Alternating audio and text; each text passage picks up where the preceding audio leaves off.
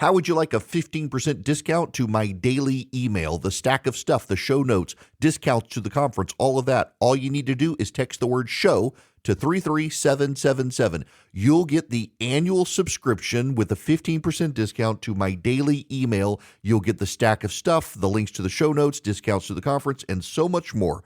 All you have to do is text the word show, SHOW, to 33777. Text show to 33777.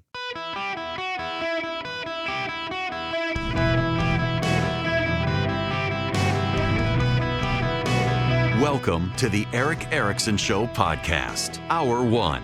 Ladies and gentlemen, boys and girls, they say it at Disney again now, too. Welcome. It's Eric Erickson here. Yeah, they brought back, ladies and gentlemen, boys and girls, to Disney after deciding they needed to degender a few years ago. They brought it back. Nature is healing. It is Eric Erickson here across the nation. The phone number 877-973-7425. If you want to be on the program, if you text Eric to 33777, you can get the live stream, the show notes, the podcast, and everything you need. The media is doing it again. Let me start here. The Eric Swalwell investigation exposed him as a predator. Brian Stelter on CNN heralded a journalistic triumph of exposing Eric Swalwell until it came out that actually reporters have known for years that Eric Swalwell was a predator. Democrats worked to circle the wagons around him and protect him until he became inconvenient. And the media shaped a narrative about Eric Swalwell that was not true. The very reporters that Brian Stelter is praising for exposing Eric Swalwell were complicit in a narrative that built him into the leading Democrat to become governor of California, because he was a Democrat and he was useful because he took on Donald Trump until he was not. The American press corps does not care about the truth, and you need to understand the American press corps does not care about the truth. The American press believes it cares about the truth, but it shapes the truth to conform to narratives. And the narrative about Eric Swalwell, even after being exposed for having a relationship with the Chinese spy, was that he was an anti-Trump good guy who was down with women's rights and the Me Too movement and all of that. It was entirely narrative shaping to protect a predator because, again, the American press corps doesn't care about the truth. They care about the narrative.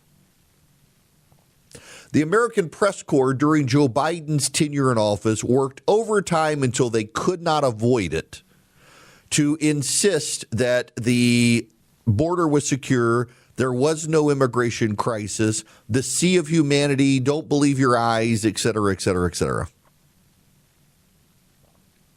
And then when the criminals, illegal aliens, started committing crimes, the media, which, by the way, what do they call them? Undocumented, not illegal aliens. The actual legal phrase is alien, illegal alien, but the media uses the Democratic talking point, undocumented worker or undocumented immigrant. If you want a sense of just how biased the media is towards narrative, consider their use of undocumented immigrant instead of illegal alien, which is the correct legal term. Consider how on CNN, not just far left MS Now, but on CNN and other news outlets, they refer to Nancy Pelosi as Speaker Emerita.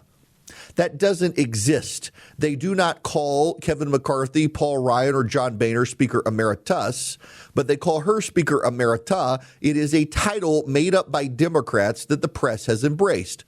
When Stacey Abrams, the Democratic candidate for Georgia, was running, they referred to her as Leader Abrams. She had at one point been the minority leader of the Georgia House of Representatives, nothing higher than that, but nationally the press corps would call her Leader Abrams to make her sound more important than she was. In the same way, they call Congresswoman Nancy Pelosi Speaker Emerita because it's a Democratic talking point, and the media loves Democratic talking points. In the same way, they called Abrego Garcia a Maryland man, despite being an illegal alien with ties to a gang. He was a Maryland man because they did not want to tell you the truth about him being an illegal alien inside the United States. They were interested in the Democrats' narrative to hurt Donald Trump.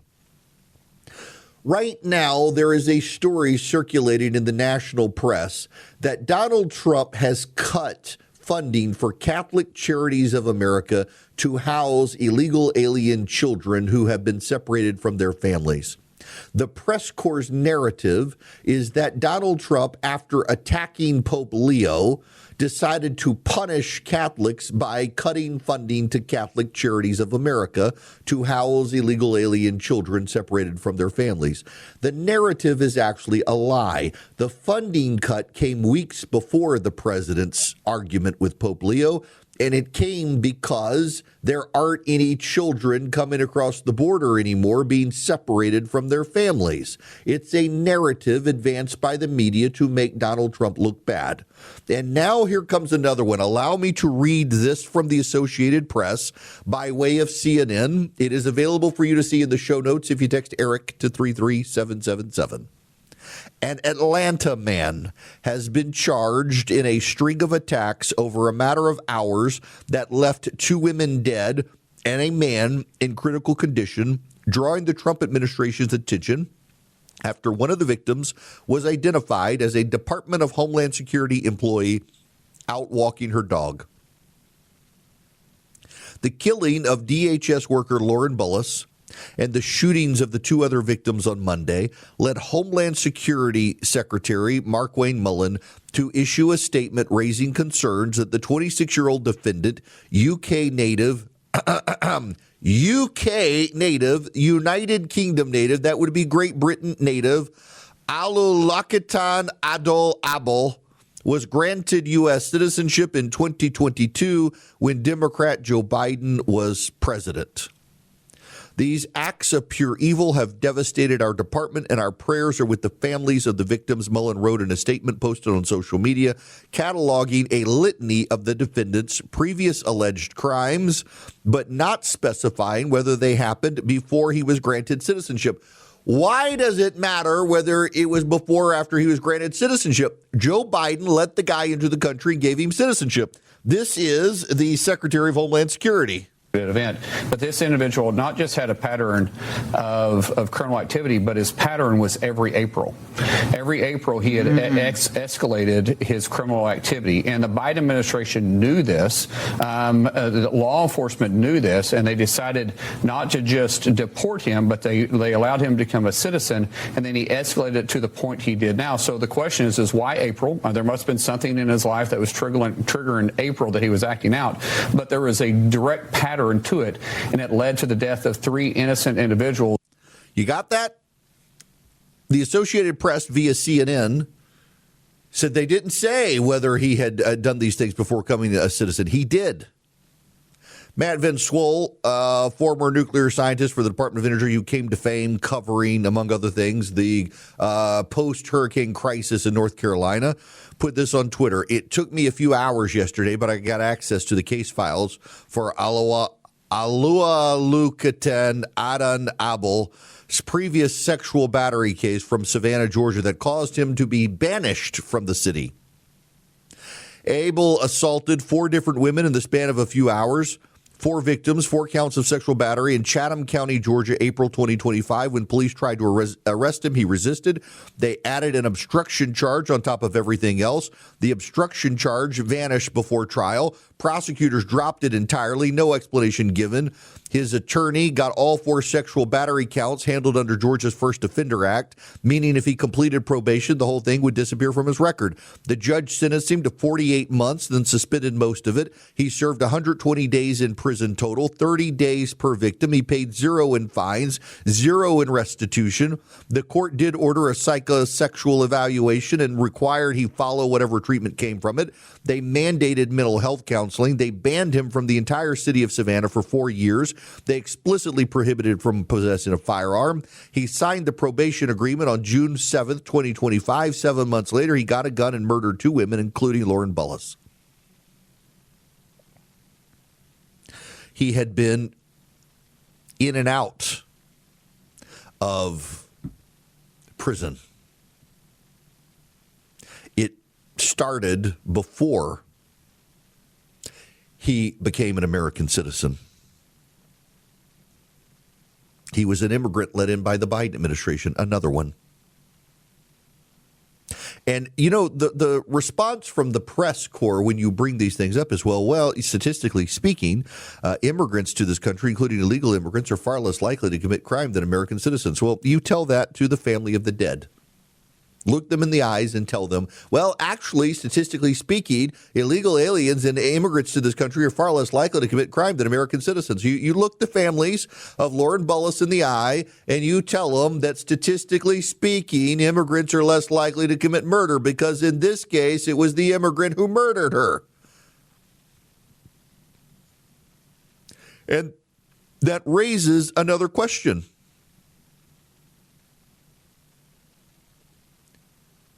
How did he become a citizen? Under what failed process could a man who already had a criminal record, under what failed process could that man become an American citizen? Under the failed process of the Democrats. Now, here's my side frustration with this. There have now been multiple people in my state of Georgia murdered or otherwise horrifically assaulted by illegal aliens and immigrants who were let in under Joe Biden. Outside my window runs I-16 that heads from Macon, Georgia to Savannah, Georgia. Along the way is a city called Statesboro, Georgia, where the Georgia Southern University is, where a few months ago an illegal alien who came in under the Biden administration held at knife point two girls, 11 and I believe 9, and raped one of them. Should never have come into the country. Should never have been here. It got very little national press coverage. Up in Athens, Georgia, Laken Riley was murdered by an illegal alien. Around the country, this keeps happening, and the Democrats keep making excuses, or they keep saying, well, statistically speaking, they're less likely to do this sort of stuff, except they keep doing it. Meanwhile, the president is attacking the Pope and dropping F-bombs on social media. The Republicans have such a potential for a good message, and they keep tripping over their own feet. Distracted. These should be big issues. The Somali fraud in Minnesota. The Medicaid, Medicare fraud in California overwhelmingly being done by an immigrant community led into the country by the Democrats. Most Americans don't even know about it because the Republicans are not in unison talking about it. They're running for cover so they don't have to answer about the president's tweets. Republicans should be running away with the midterm elections as the fallout of the Democrats' policies continue to pile up with dead bodies by illegal immigrants. And instead, they continue to trip over their own 2 feet on messaging and strategy for the midterms. Things are looking so much worse for the Republicans right now. A bunch of seats have swung into play for the Democrats in the U.S. Senate, putting the Senate in play. The Republicans could lose the House and the Senate in November. It's not just a backlash to the president, and it's not just a backlash to cost.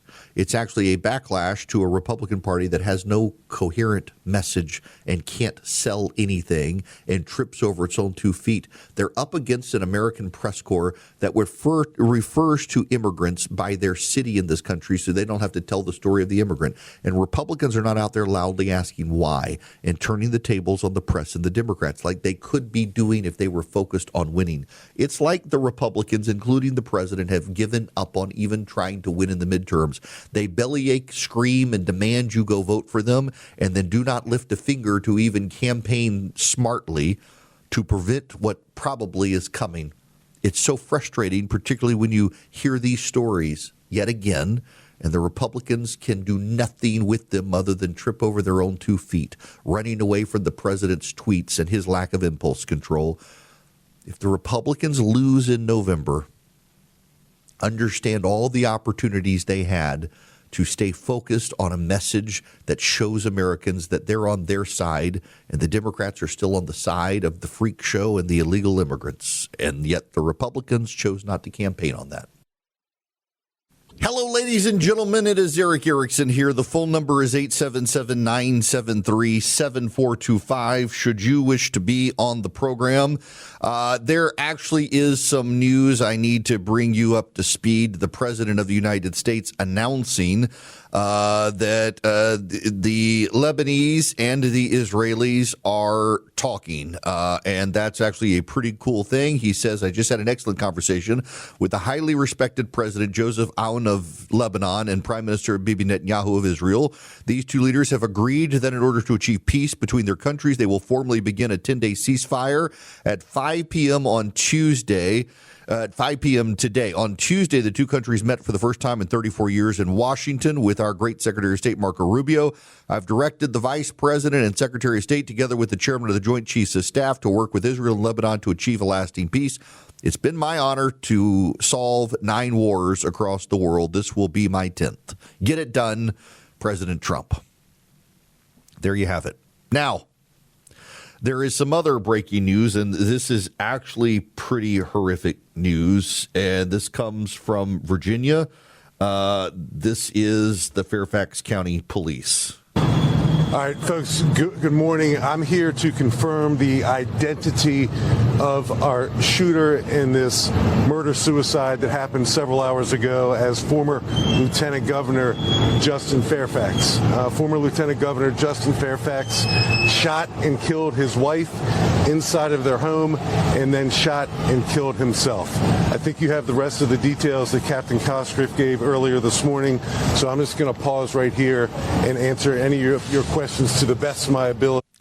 That's right. The former Democratic Lieutenant Governor of Virginia, Justin Fairfax, who almost became the governor, murdered his wife this morning and then committed suicide. They were going through a messy divorce. Ironically, he was the tie-breaking vote on a red flags law in Virginia several years ago. Wow. Folks, I need to tell you about Swiss America.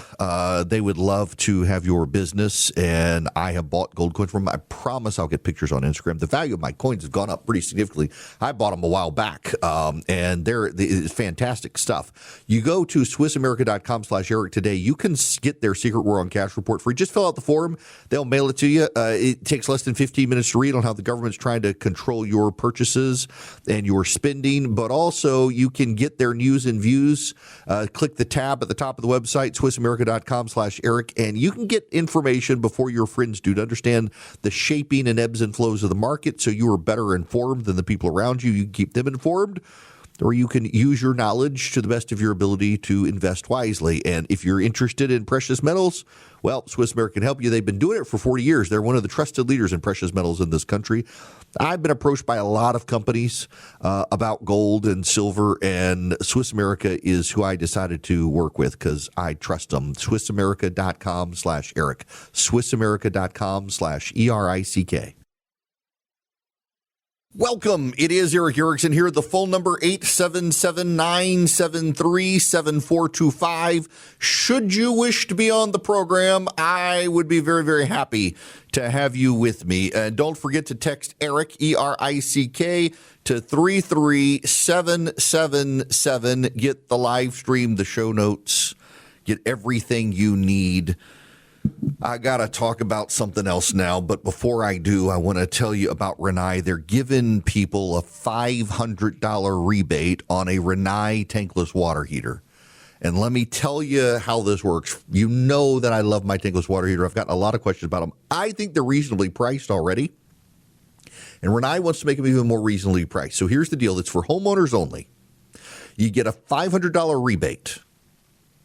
All you have to do is have your tankless water heater purchased and installed by June 30th. And the process is simple.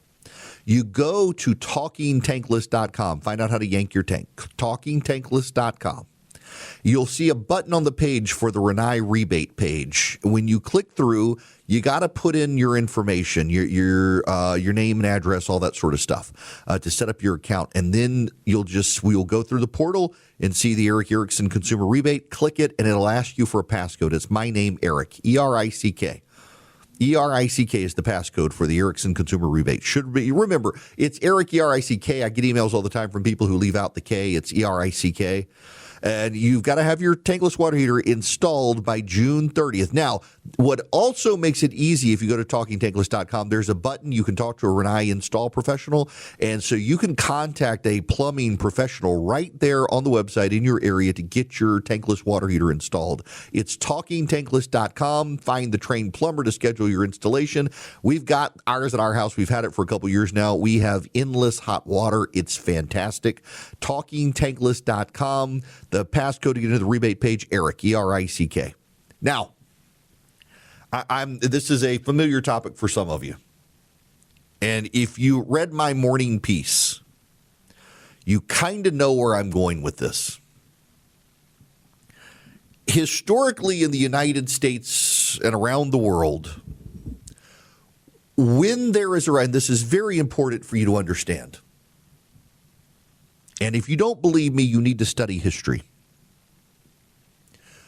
When there is a rise of anti-Semitism, what comes next is anti-Christian persecution. Some of you will immediately respond and say, Erickson, it was the Christians who persecuted the Jews in the Middle Ages. Yes, however, if you also paid attention, what you know from your history is that many of the people who claim to be Christians, take Constantine, who converted on his deathbed. He allowed Christianity to spread through the Roman Empire. It was a total political decision on his part. He wanted the growing Christians on his side. It was opportunistic, if you will, the sign of the cross legend and all that of carrying the cross of the battle. He didn't convert till his deathbed. But if you wanted to get close to Constantine when he moved the capital to Constantinople, to what is now Istanbul. Istanbul was Constantinople. Anyway, you had to be a Christian to get into the inner court of Constantine's imperial chambers. So it was actually the city folk who converted first in the Roman Empire because they wanted access to the imperial court. They were conversions of convenience. Constantine waited until deathbed for a conversion. But if you wanted to get to him, you had to be a Christian. You had to abandon worshiping Jupiter or Zeus or Apollo or you name it, all the Greek and Roman gods, all the other gods. You had to be a Christian. They were conversions of convenience. You get into the Middle Ages, and many of the people who professed to be Christians in leadership, they had to be to adhere to the church's policies of the day, particularly the Catholic Church. They weren't necessarily actual believers. A lot of these people who claim to be champions of the faith, we're not going to see in heaven. And they persecuted the Jews, and they also targeted the authentic believers. They didn't like the authentic believers in large part because the authentic believers painted a stunning contrast with who they were. It starts with persecution of the Jews and always heads to persecution of the Christians. Study the history of World War II and the Holocaust. Started with the Jews, moved into the Christians, particularly the Christians who were protecting the Jews. They came first, and then the other Orthodox believers next. Contrary to the beliefs of some, Adolf Hitler was not only not a Christian, he hated Christianity. And the sickness is spreading. Out in Utah, Tyler Robinson is standing trial for Charlie Kirk's murder. Tyler Robinson's parents and his transgender partner are going to be witnesses for the prosecution in Ogden, Utah. A lot of people on social media have spread all sorts of conspiracy theories about the bullet that killed Charlie, that it couldn't have been a 30-aught. There's just no way. They insist there's no way. People who say that, they've never hunted. This is a conspiracy. The ATF has confirmed the bullet was. And yet there are people who will deny it and now assume that the conspiracy has spread because their brains are rotted. One of the people whose brains rotted about the assassination of Charlie Kirk is a guy named Joe Kent, the president's former counterterrorism director, who went down conspiracy theory rabbit holes with Candace Owens. Candace Owens, of course, has turned her wrath on Charlie Kirk's wife, Erica, perpetuating conspiracy theories about Erica Kirk, with the heavy implication that somehow Erica Kirk was working for the Jews and the Jews killed Charlie Kirk. Owens has been excused by podcasters like Megyn Kelly and Tucker Carlson. Megyn Kelly, who claimed to be a friend of both Candace Owens and Erica Kirk, has been real quiet on the horrible, horrible savagery directed at Erica Kirk by Candace Owens. She'll defend Candace. She's pretty mum these days on Erica Kirk. We got calls yesterday when I mentioned Erica Kirk not able to attend the TPUSA event in Athens, Georgia because of threats on her life.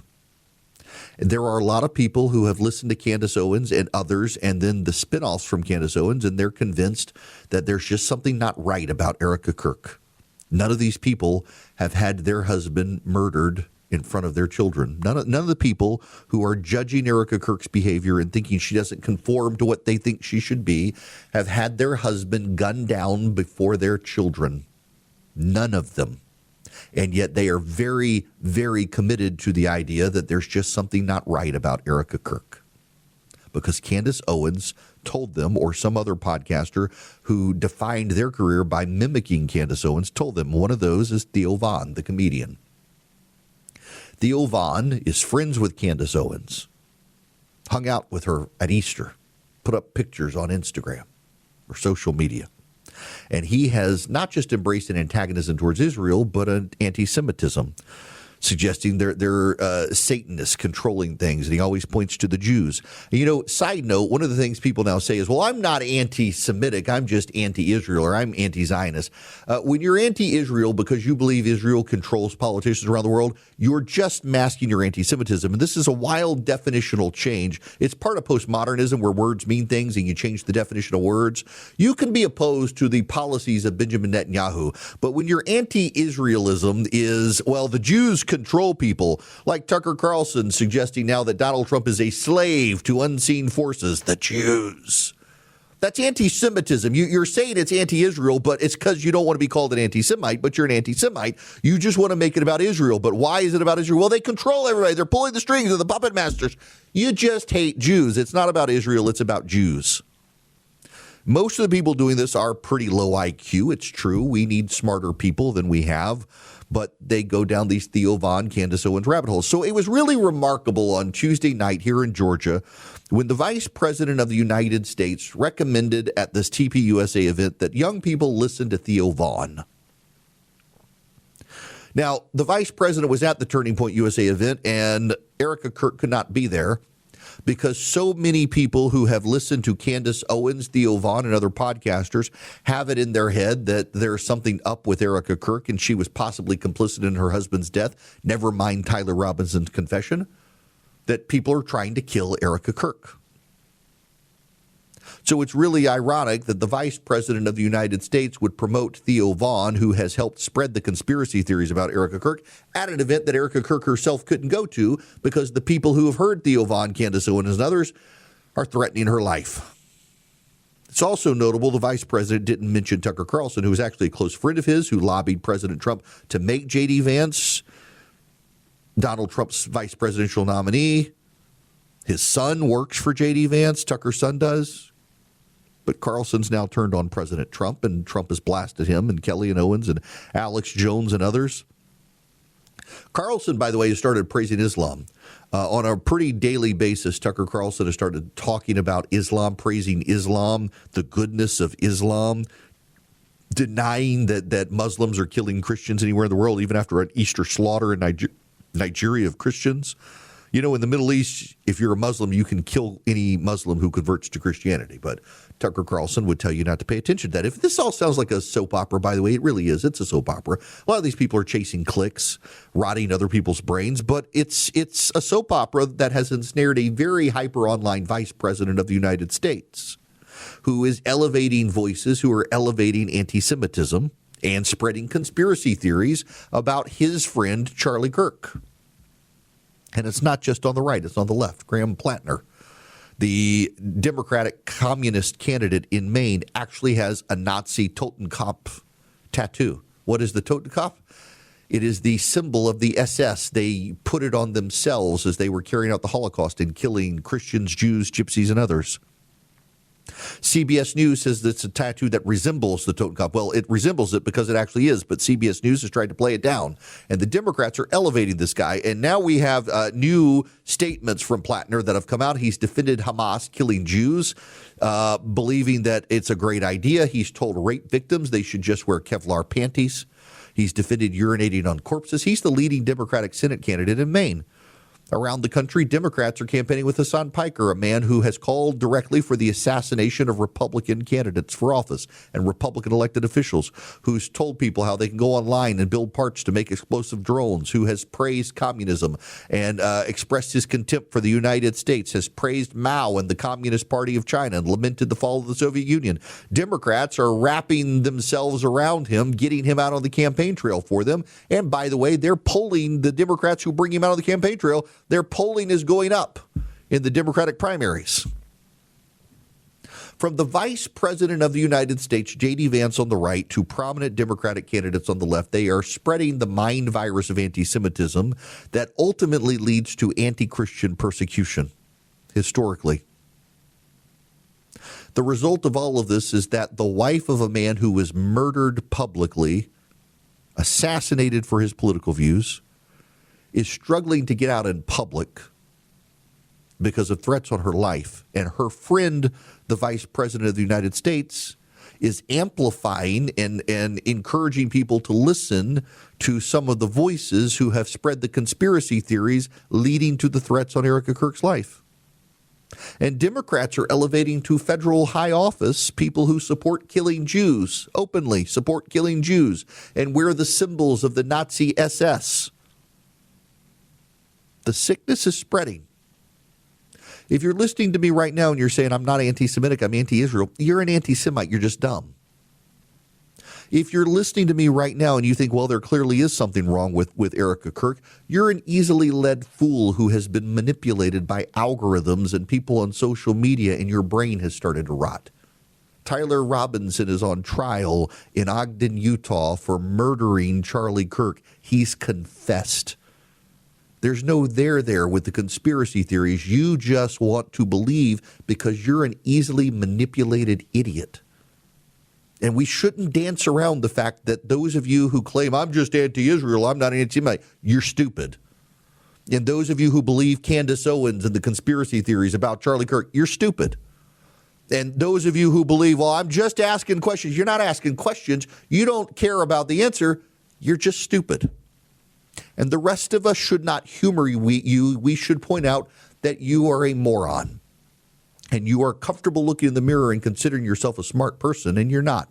You're an easily manipulated fool, and unfortunately, you've been infected with a mind virus that is being spread by Democrats and even the Republican Vice President of the United States. And it does not end well for any of us if we don't stamp out that mind virus.